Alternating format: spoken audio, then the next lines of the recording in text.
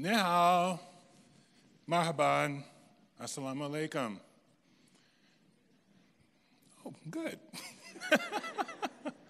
Hi, I'm here to talk to you today about a need for inclusivity within the Quranic understanding of Islam. So, let's get started, because I was born in the year that Brown v. Board of Education in 1954. And so for me, education has always been a very important thing to do. And so with that, growing up in Detroit, Michigan, the Motor City, Motown, I had the Supremes, the Temptations, and Marvin Gaye, and Aretha Franklin on the other ear, screaming it out. It was a wonderful place to grow up. People from all over the world came there. Why? The auto industry, engineers from everywhere, their families. I went to school with a number of them. I learned a lot about different types of religions. So it was really important for me that at 8 years old, I told my parents, this Baptist church is not working for me. Can I try something else? And they said, yes, be our guest. And that's when I went forward. Well, that was wonderful. So, in understanding this diversity of people, I came to understand that diversity is very important and that we should also try to be as diverse as possible in our thinking and how we interact with people.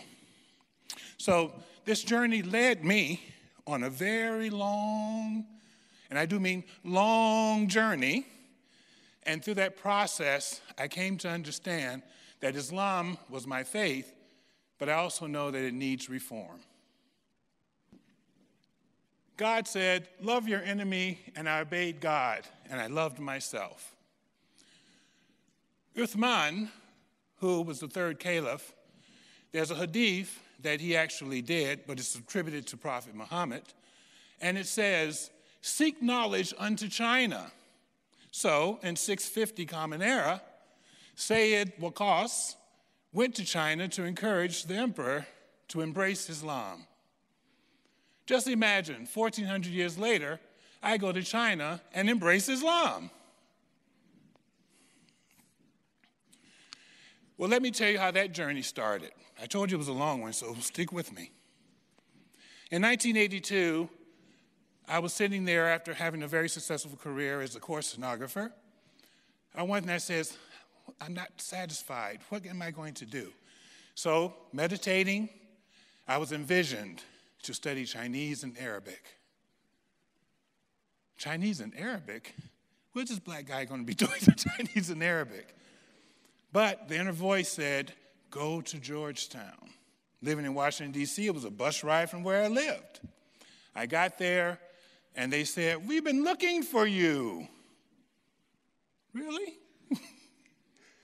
9 months later, I was on my way to Beijing University, where there I met with my Uyghur and Hui Chinese Muslims there. And we talked about Islam. I told them, well, I know about NOI, Nation of Islam in the U.S., and some of the things of Salafis and Wahhabis in the U.S. They says, no, the real Islam. I was intrigued. So they told me, one of the fellows told me, he said, my family's been Muslim for over 1,300 years. And as we talked more in depth about what Islam meant to him, I realized that this was a different Islam than what I had been told before. So, after my first year of being in mainland China, or in China, I went on to Taiwan to continue my Chinese studies at Taiwan National University. And when I went to the mosque there in Taipei, oh my goodness, I realized there were two different Islams. In China, the Islam there, it was very opening and very welcoming to me. And when I got to Taiwan, it was one that was very exclusive. I felt sequestered, ostracized, rejected, forbidden.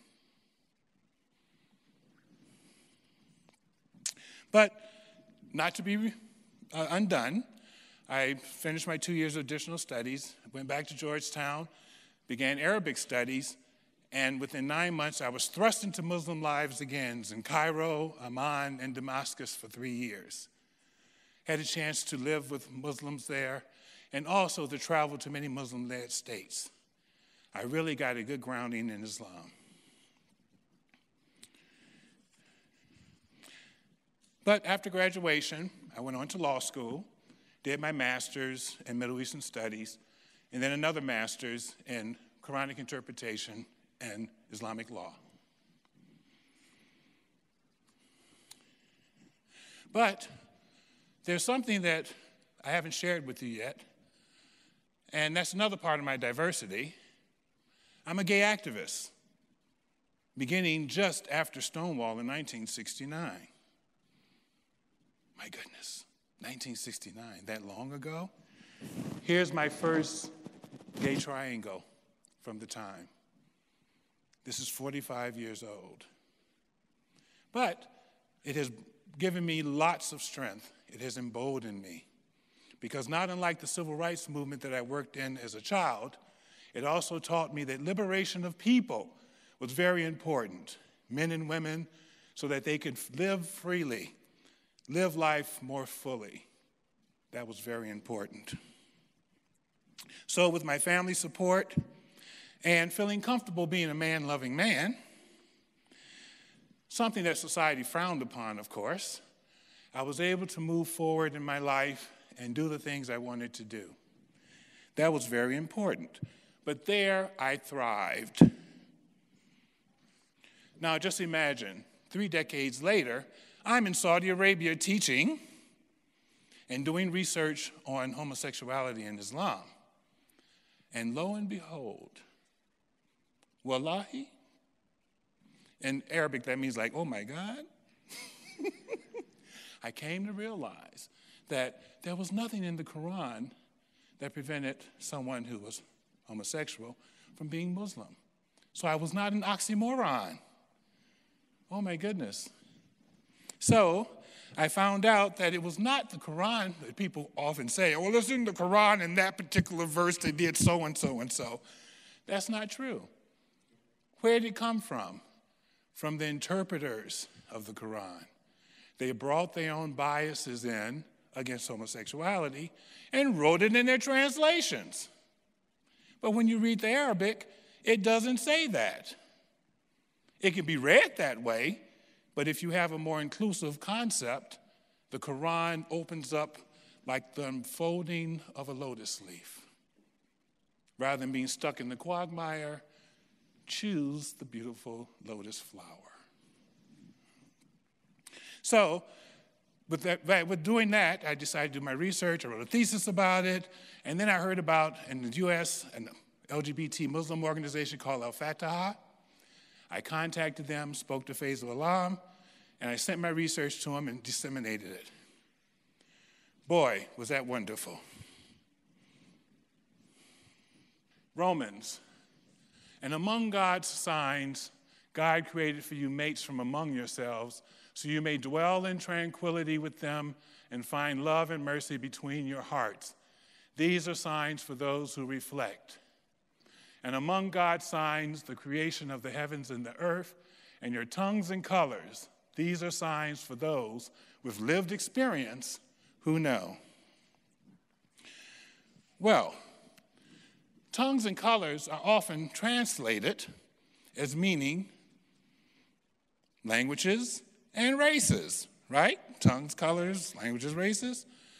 But that's just the outside. The Quran frequently talks about the inner, the grave, the unseen. So we talk about also the human part of us called the fitra, our internal makeup of who we are. So, of course, tongues can then mean tastes and styles. I like Coca-Cola, you like Sprite, you like fruit punch. Who likes orange over here? Okay, there you go. Then styles. I like to wear this particular style and this particular material, blah, blah, blah. But the idea of colors, where does the colors come from? Boy, it took me 6 months to really get through it. But when I realized it, it is people's temperaments. Some people are red in anger, yellow as cowards, green with envy, sad and blue, and so on. So, Not unlike our fingerprints, we are uniquely different. And like a kaleidoscope, each human being is different.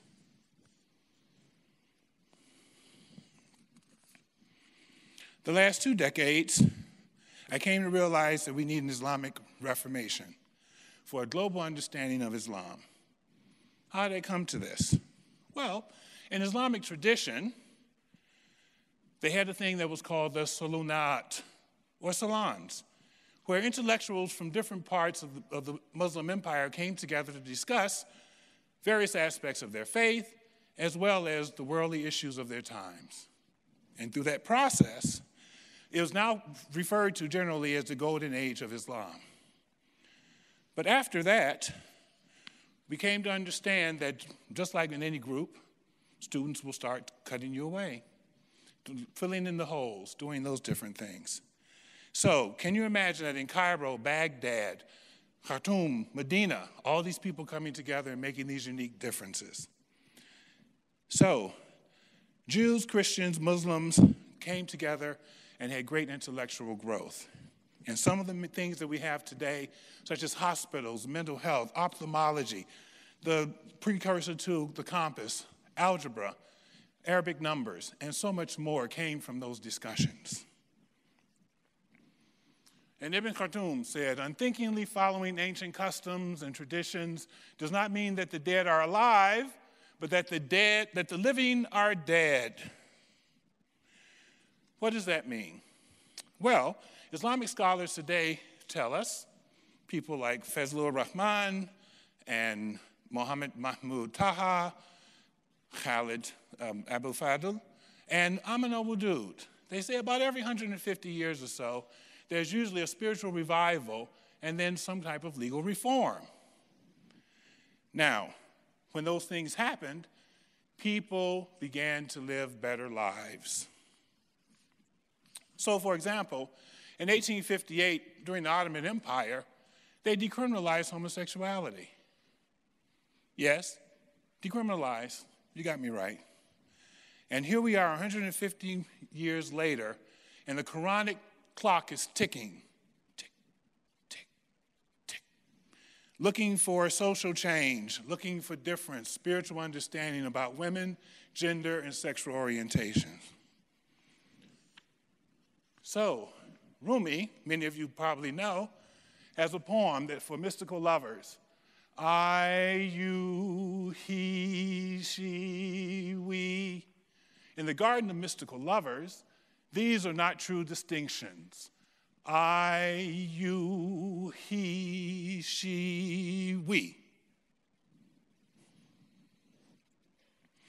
We're in the 21st century, technically advanced. We need to understand the Quran for today. Does it mean that we change everything? No.